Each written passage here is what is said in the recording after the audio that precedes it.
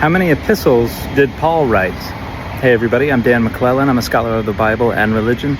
There are 13 epistles that are attributed to Paul, and then the letter to the Hebrews, which has not really been attributed to Paul for several centuries now.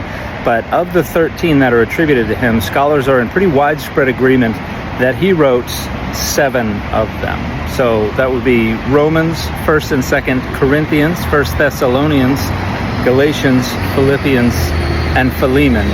And that leaves 6 epistles that scholars are somewhat divided on. The pastoral epistles, so 1st and 2nd Timothy and Titus. The majority of scholars don't think that Paul wrote those. Those were written by somebody pretending to be Paul, probably decades after his death. And then we have what are known as the disputed Pauline epistles. That would be 2nd Thessalonians, Colossians, and Ephesians, where the more critical scholars are in more widespread agreement that Paul probably didn't write them, but across all scholars, the opinion is a little more divided.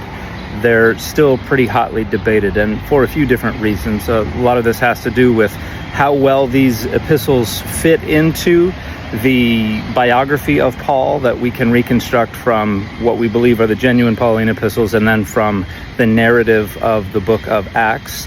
We also have the literary relationship between some of these epistles and what's going on in the genuine Pauline epistles, but also ideological continuity. The genuine Pauline epistles share a lot of ideological connections that are severed in the pastoral epistles or in the disputed epistles. When it comes to things like what it means to be in Christ, what it means to be righteous, the relationship of Christians to the body or the soma, the development of the Christian hierarchy, the Christian institution, the church, how developed that is in the writings. There are a number of different things that contribute to what is the general consensus view that at least the pastoral epistles are probably not Pauline, and then texts like 2nd Thessalonians, like Colossians, and like Ephesians may not be Pauline in origin. So we've got 7 genuine Pauline epistles, 3 spurious Pauline epistles, and 3 disputed Pauline epistles, and then there's pretty much nobody who thinks that Hebrews was written by Paul.